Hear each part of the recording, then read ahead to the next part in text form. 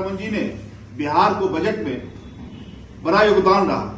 हम कह सकते हैं मिथिला नगरिया में बड़ा निहाल सखिया और बिहार में बड़ा धमाल सखिया।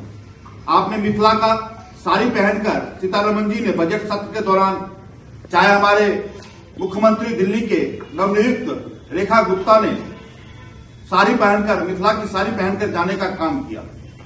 और इस बजट में चाहे मखाना बोर्ड की बात कर लें, चाहे ग्रीनफील्ड की बात कर लें, चाहे एयरपोर्ट की बात कर लें, देने का काम किया। और देश के प्रधानमंत्री कहते हैं सबका साथ, सबका विकास, सबका विश्वास, और हमारे बिहार के मुख्यमंत्री कहते हैं 7 निश्चय पे काम किया उन्होंने। उस काम को माध्यम से मधेपुरा के जिला के अंदर 300 करोड़ रुपए का काम हुआ है। 69 विकास योजनाएं मधेपुरा में हुआ है।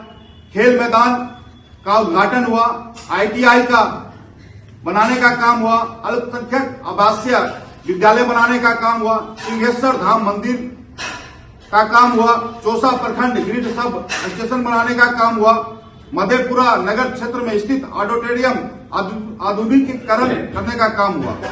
तो काम हुआ। माननीय प्रधानमंत्री जी चाहते थे, और मैं कहना चाहता हूं अटल जी का सपना था, अटल जी का सपना था कि माननीय मुख्यमंत्री जी को अटल जी ने बिहार के मुख्यमंत्री बनाने का काम किया।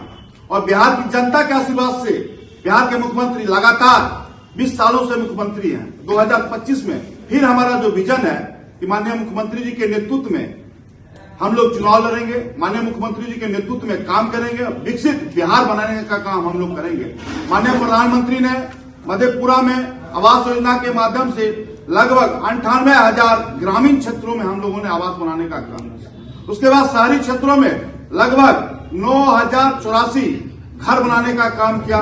प्रधानमंत्री शहरी आवास योजना के अंदर मधेपुरा में 1320 पक्का घर शहर में बनने का काम हुआ। आयुष्मान कार्ड जो 5 लाख रुपए का हम लोग देने का जो काम करते हैं, जो 70 वर्ष के बुजुर्गों का हो, चाहे किसी भी व्यक्ति को सरकारी या प्राइवेट अस्पताल में जाकर आयुष्मान कार्ड के माध्यम से अपना इलाज कराने का काम करते हैं। 2,43,136 लगभग इन्होंने आयुष्मान कार्ड बनाने का काम किया हुआ। और इसमें गरीब कल्याण योजना के तहत लगभग यहाँ पे 5 लाख लोगों ने गरीब कल्याण योजना के तहत अनाज लेने का काम हुआ। और तो बहुत सारे काम हुआ। और मैं एक बात लालू जी की बात करना चाहता हूँ, या राहुल गांधी जी की बात करना चाहता हूँ। लालू जी की बात मैं इसलिए करना चाहता हूँ, इन्होंने लोकसभा के चुनाव में इंडी गठबंधन ने कहा कि लूट हो रही है, संविधान का लूट हो रहा है, लोकतंत्र का लूट हो रहा है, गणतंत्र का लूट हो रहा है। सबसे लूटने वाला अगर कोई है लोकतंत्र का लूटने वाला, उसका नाम है लालू प्रसाद यादव। लालू प्रसाद यादव अपनी अग्रिम जमानत हाईकोर्ट में लगाए थे। उस समय हाईकोर्ट के चीफ जस्टिस धारीवाल साहब थे, उन्होंने खारिज कर दिया।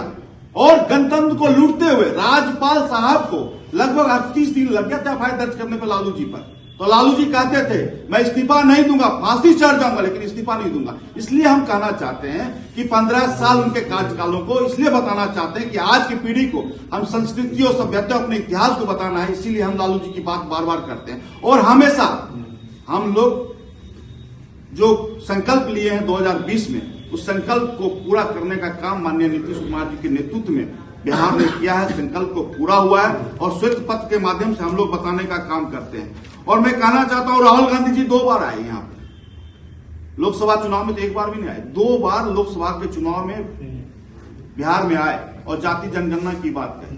अरे भाई, जाति जनगणना जब हुई थी तो महागठबंधन की सरकार थी, माननीय मुख्यमंत्री नीतीश कुमार जी थे।